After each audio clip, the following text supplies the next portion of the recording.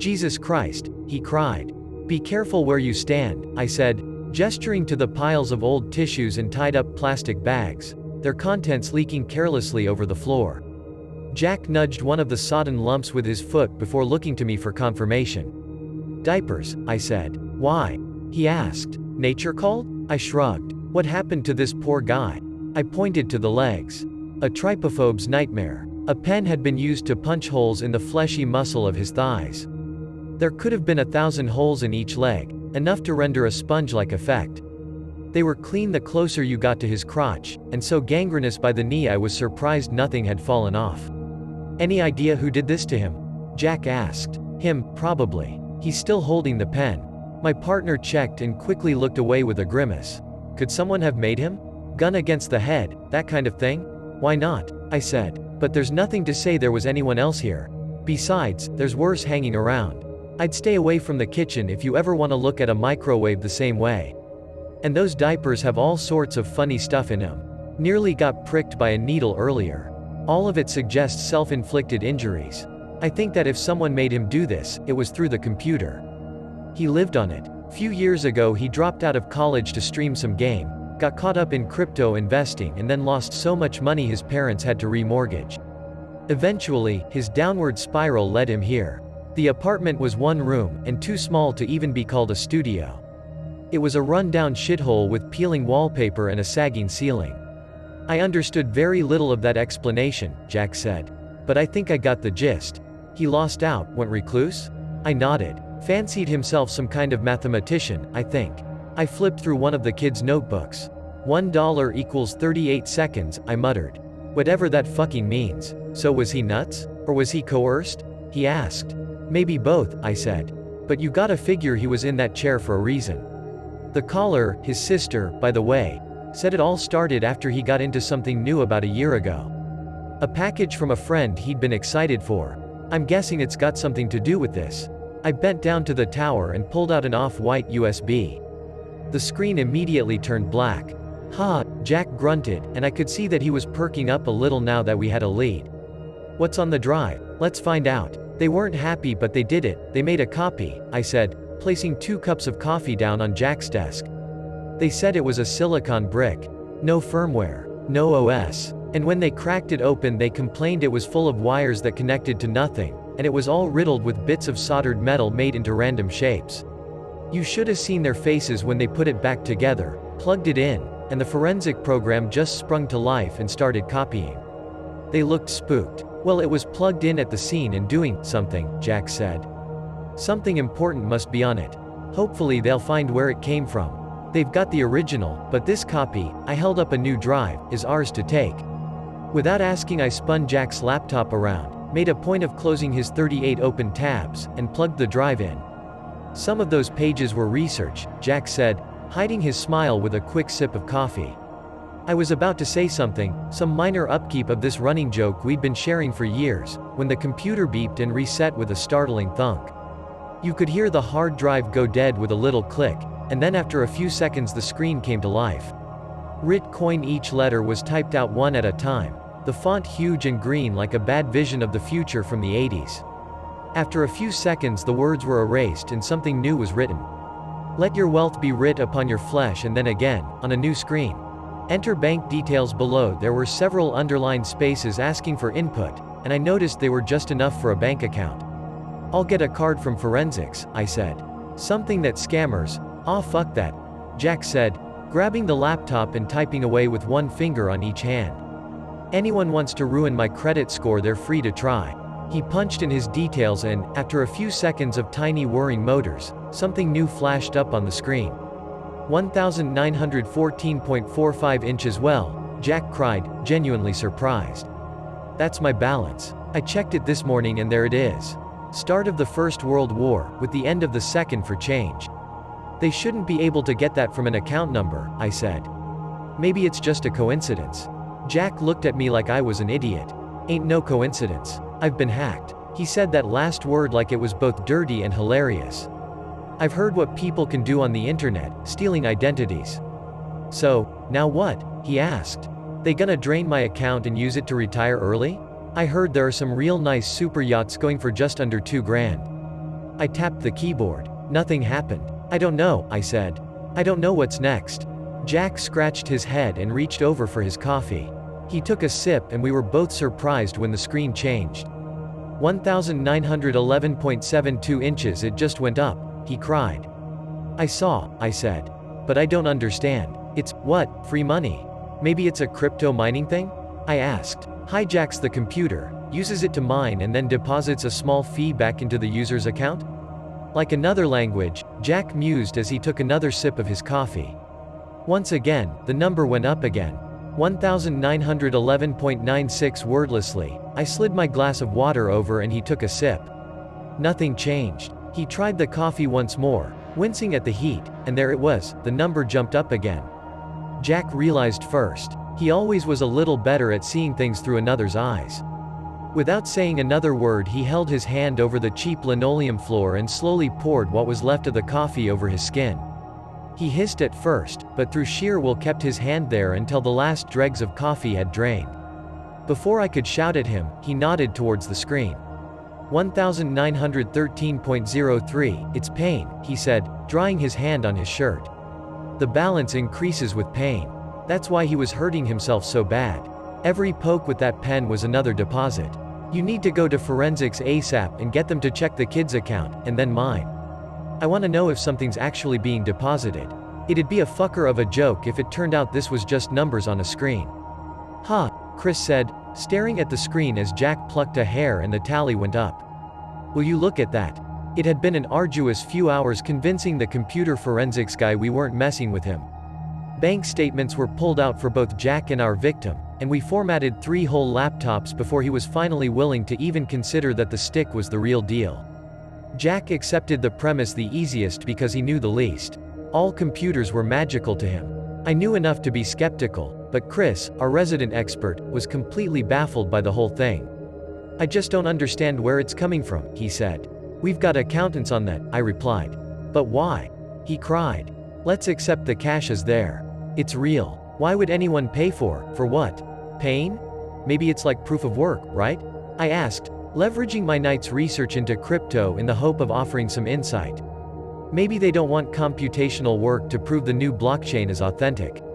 Maybe they want pain? No, sure, whatever, Chris said, throwing his hands up in the air. But that still doesn't answer how. This machine is a brick as far as internet is concerned. No webcam, no Wi-Fi. Can you do it again? He turned to Jack for the last part and mimed pulling out another hair.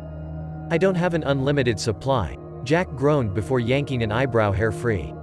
Sure enough, the computer's tally went up once again.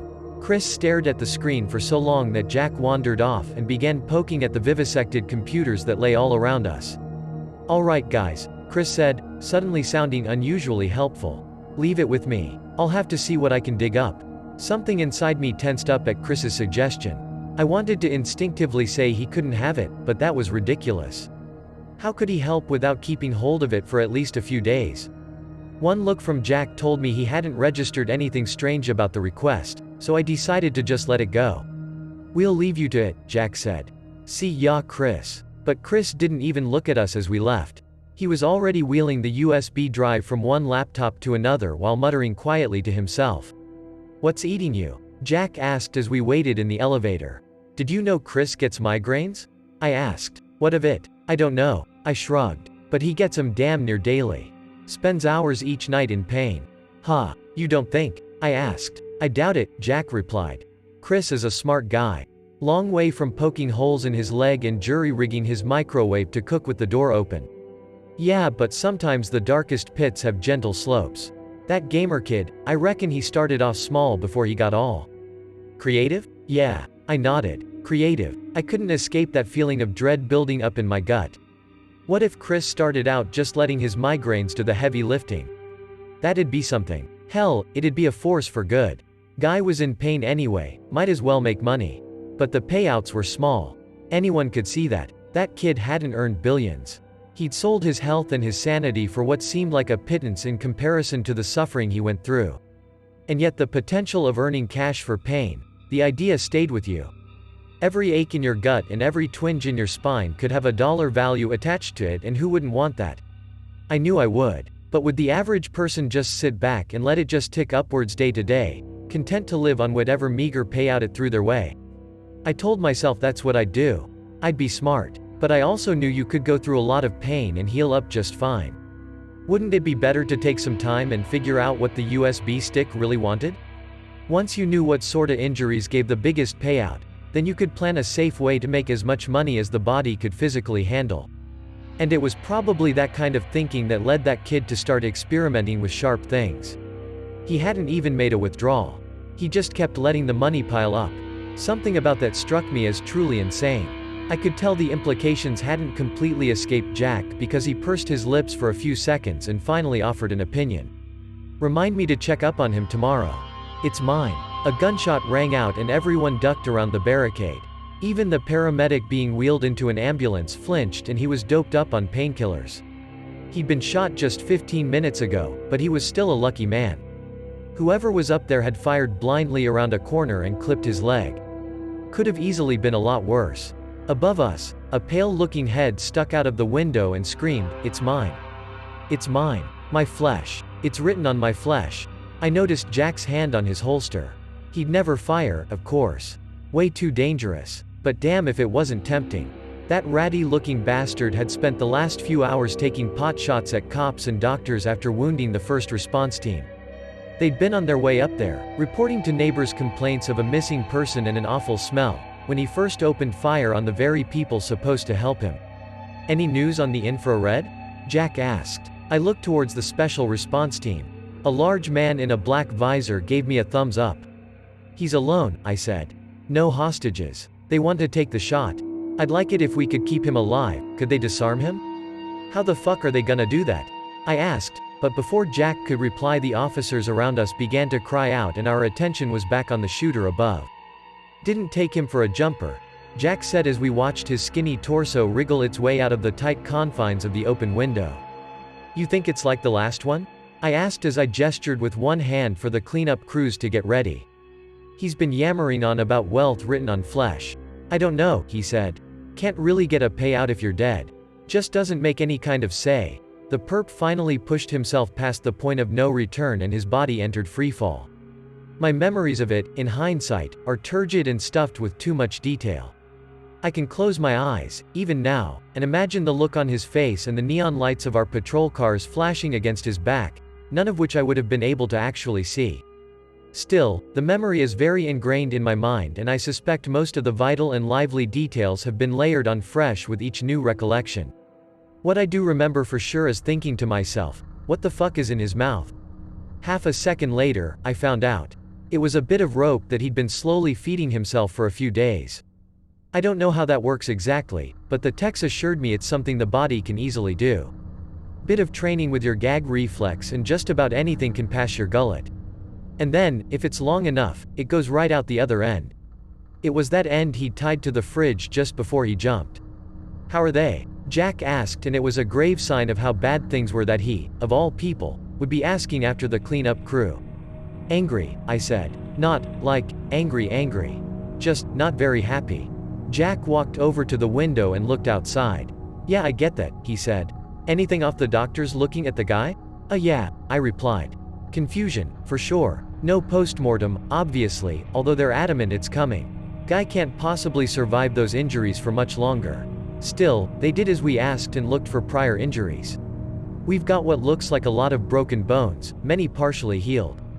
Just one break piled on top of another. It's a miracle he could walk, let alone do that." I gestured to the fridge that had been dragged away from the wall before it was used as an anchor. Although at least some of that distance had been the result of his dead weight hitting a snag in the rope. I shuddered at the thought and let my eyes roam the walls. They were covered with hundreds of thousands of the same simple equation repeated in a brown greasy scrawl, each one slightly different. $1.12 equals 35 seconds, $1.14 equals 39 seconds, 87 cents equals 26 seconds. I tried to focus on the numbers, tried to make sense of the clues while recalling the ancient history of entry-level stats. Normal distributions were part of the general scrawl in some parts, along with what looked like some kind of Bayesian equation. But none of it stuck for long in my mind. My eyes, no matter how hard I tried to keep them in one place, kept coming back to the glowing CRT monitor on the aging kitchen table. 252,038.13, 252,038.76, 252,039.09. It was still rising, but for all that he'd gone through, the shooter had barely earned $250K. Scrolling up, I found his grand finale. It netted him just over a few grand. It was so little it felt like a deliberate act of humiliation, and my ire began to rise. I took some satisfaction in watching the numbers disappear when I yanked the thumb drive out. Then, when that wasn't enough, I started kicking the shit out of the tower. Whoa whoa whoa, Jack cried while stepping over. Calm the fuck down. This is bad, I said. Whoever made this knew what they were doing. Right now it's just two guys, but if it gets big, the desperate, the greedy, and the plain ol' fucking stupid will line up around the block to play with this thing. How the fuck do they even know? I cried, and I could hear the anger in my voice. How does anyone even know the guy on the other end is hurting himself? I didn't usually find myself fraying at the ends like this, not in front of Jack, who had a good 15 years on me and was the kinda guy who you always wanted to see you at your toughest. But after what we'd just seen, there was a helplessness building up inside my chest that felt like being buried alive. Calm down, Jack said. I'll finish up here. You go home and get into bed. Get your head straight. I'm gonna hear that noise every single night for the rest of my life. Yeah, well, you're not alone, he replied, and I'm not sure if he meant to or not, but he found the one thing that managed to comfort me. It was 11 a.m. and I'd been in bed for 6 days using up my annual leave when the phone rang and Jack's name lit up on the screen. Jack? I groaned, surprised at just how bad my voice sounded. It's me, he said. I need you to come in. I'm not doing that, I said. Not until someone threatens to fire me. Tell me when someone who gets paid more takes this case off our hands. Did you know Chris has been working from home all this time? My heart sank. No. Yeah, well, he got permission the day after we saw him last, you know? The day we gave him the stick with Ritcoin on it. Then 3 days ago, at about lunchtime, he stopped responding to all emails and stopped answering his phone. His friends are talking about him like he might be ill, but... Jack didn't have to finish his thought. How long's he been home? I asked. 3 weeks. Fuck. Okay. I'm coming in. Chris? A few heavy knocks and we heard nothing in return. We weren't exactly light touches either. Jack's hand boomed against the wood so hard I thought the door would bow inwards. Chris. I cried again, but there was still no answer. No surprise there, Jack grumbled as he stepped around the stony front garden and tried to peer into the open windows.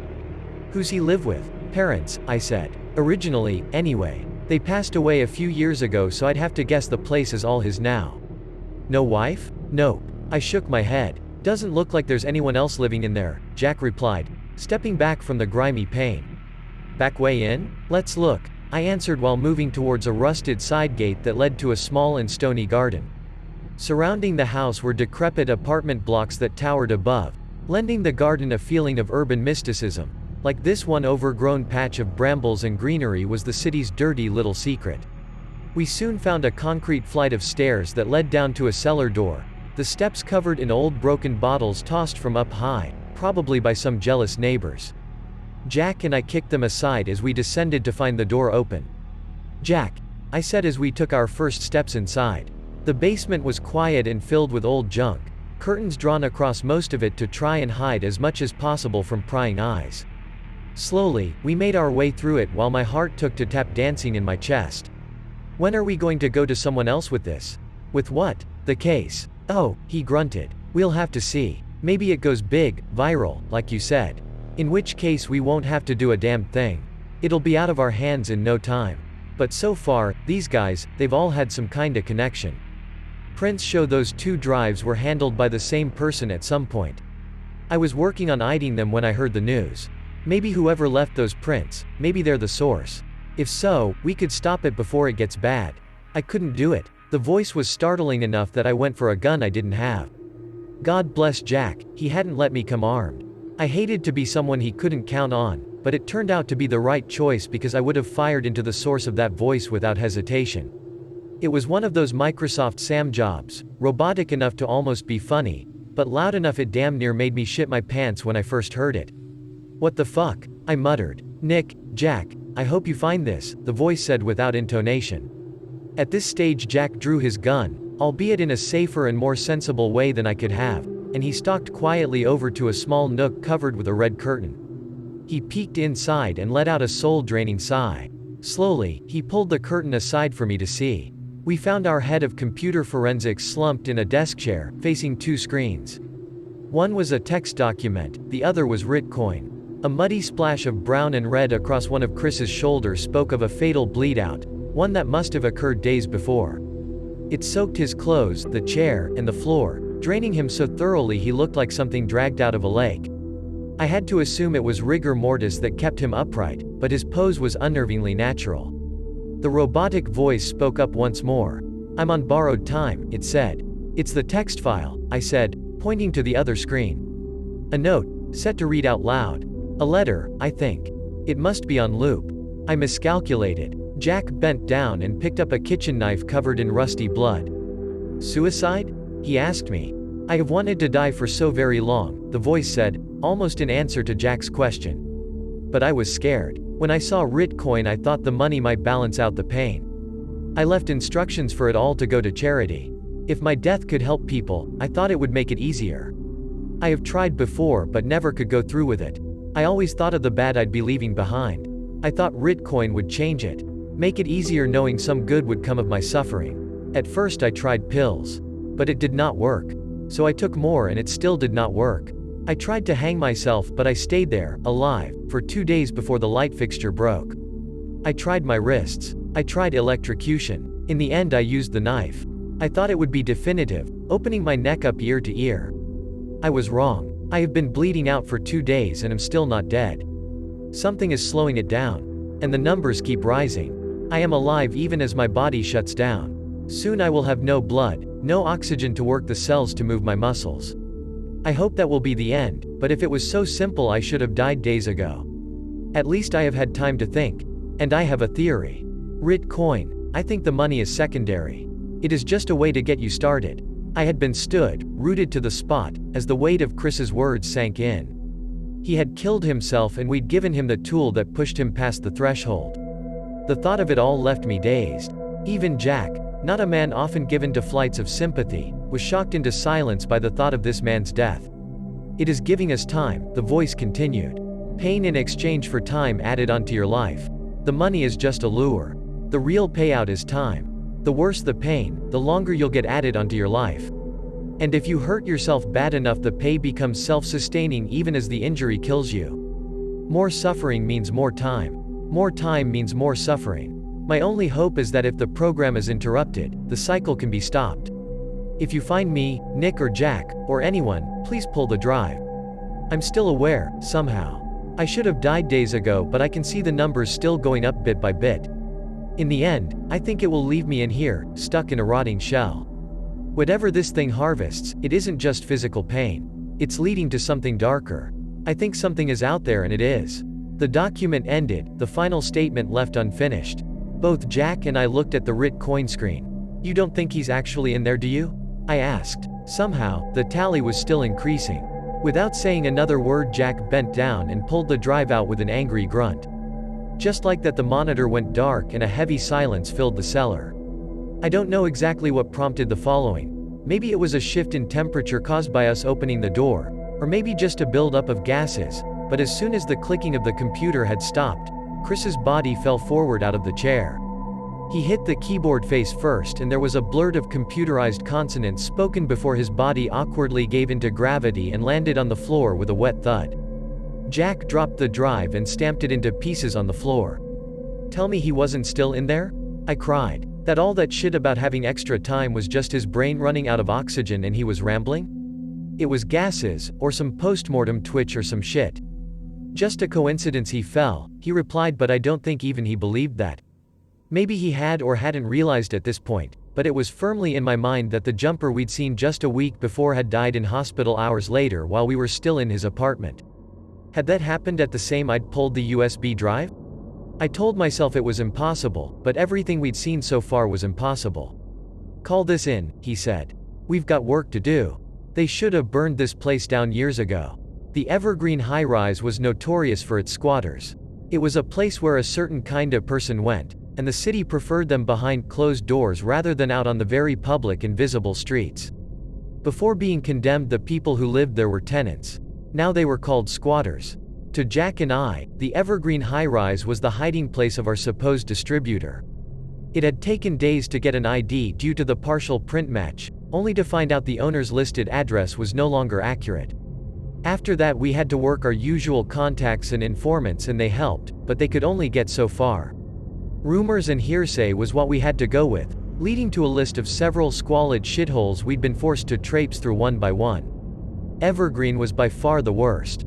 "Wanna take the elevator?" Jack smirked as he asked, both of us stopping to look at the wrenched open metal doors and the black water flooding the shaft. I tried looking for the car but saw only my reflection cast in inky ripples. "They said 11th floor, right?" I asked. Above me, somewhere, a door slammed shut.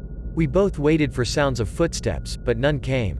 After a few more silent seconds, Jack spoke up again in a hushed voice that still sounded far too loud in the derelict lobby. "Let's get going." I found the climb up easier than Jack, who huffed and puffed after just a few short flights. I considered asking him if he wanted a break, but I didn't fancy the idea of hanging around in that graffiti-riddled stairwell. It would have been bad enough if we were alone in that concrete tomb, but we weren't. The sounds of fleeing feet and locking doors told us that the inhabitants of Evergreen were well aware of our presence, and most likely watching us. So far we could be thankful they were staying out of our way, but I wondered if it was just because they hadn't figured out what they wanted to do with us yet.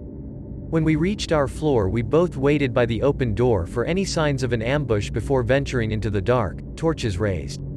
"Over here." Jack walked over to a closed door and put his ear close to the jamb. He was listening to something, and as I got closer I heard it too. There was a gentle thrumming behind the door, and an occasional blurt of bright and colorful electronic music. Gun drawn, Jack tried the handle and found it open. He took point as we entered and found a bare apartment with the carpet ripped up. The only sign of habitation was a computer station set up in one corner, its 5 multi-sized monitors lighting the room up in an array of neon blues and pinks. A screensaver was looping over and over as a little pixelated cat chased mice, bursting into joyful song each time it caught one. "Nick, I see it," I said. I'd seen it the second I entered. A patch of shadow that seemed to eat the light from our torches. It had been a person, once. Some part of my rational mind told me this had to be true. 2 arms, 2 legs, a pair of crusty old jeans tied around the waist with string. Thinking of the first case and the needles he'd swallowed and passed, I checked this victim's hand. Sure enough, there were several shards of glass clutched in their first. That explained the distended belly that hung towed like below a bony ribcage. A classic sign of pica. "How long has he been here?" Jack asked. "A while," I answered as I paid attention to the festering mess of scar tissue and coagulated blood that coated everything above the neck and shoulders. The face was inhuman, lipless and skinless, the features warped from what must have been an endless cycle of injury and healing. No soft tissue was spared. If it could be peeled, pierced, or tenderized, it had been. One injury laid on top of another for what must have been several months or even years. Even the eyes were lidless and had dilated to such an extreme they looked all black with no iris or sclera. I wanted to be professional, but it made my stomach knot and my heart race just to look at. "Jack? Yeah?" I can't stop thinking about what Chris wrote. "Yeah," he said with a weary sigh, "me neither. Whether it's true or not, there's something, I don't know, spooky, about this whole thing. But we need to fix it no matter what." Over by the computer, he nudged the mouse and the screensaver faded to reveal a standard Windows desktop on all but one screen. That one turned black with green text. We'd found it again, another row of numbers starting small and getting bigger. "Well, there we go," Jack said. "What did our lucky contestant win?" He thumbed the down arrow key and the text scrolled for what felt like an obscene amount of time. Knowing that each row of numbers was another injury made the wait for the bottom very uncomfortable. "There we go," he said when he finally found the bottom. He got to just under 9 million. "Jesus, you think he'd retire after like, what, 3? "Probably saving up for plastic surgery," I replied, and Jack gave a tired laugh, the kind you only do with your nose.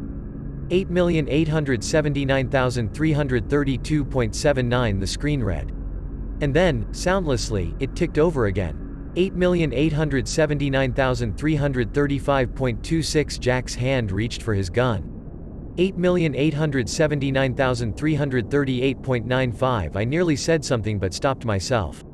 My mind stuttered like a flooded car engine, and I tried a few different explanations for what I was seeing, but it all came down to what Chris had already told us.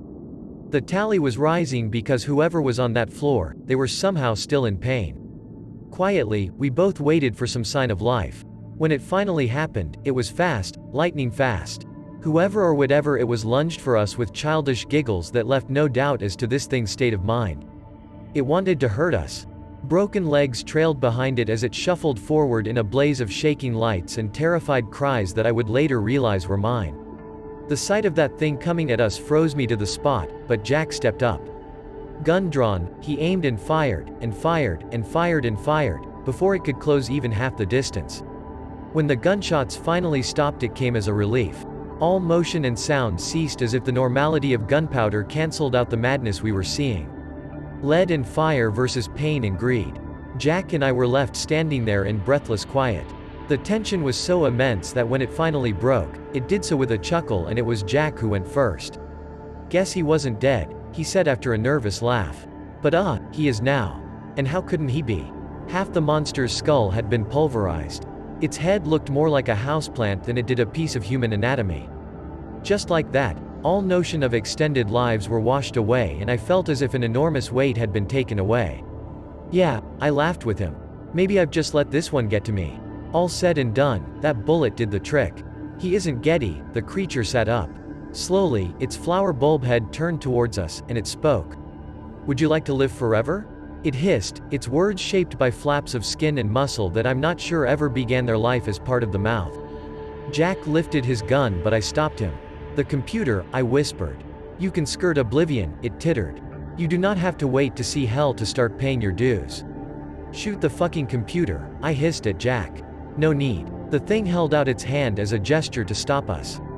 Misshapen fingers splayed outwards at stomach-churning angles. "I knew you were coming.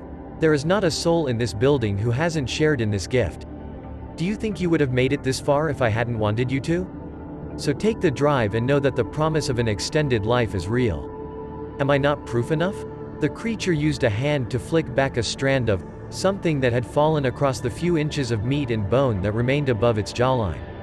Not only of the coin, but of other, higher powers. "Death is not the end," it hissed.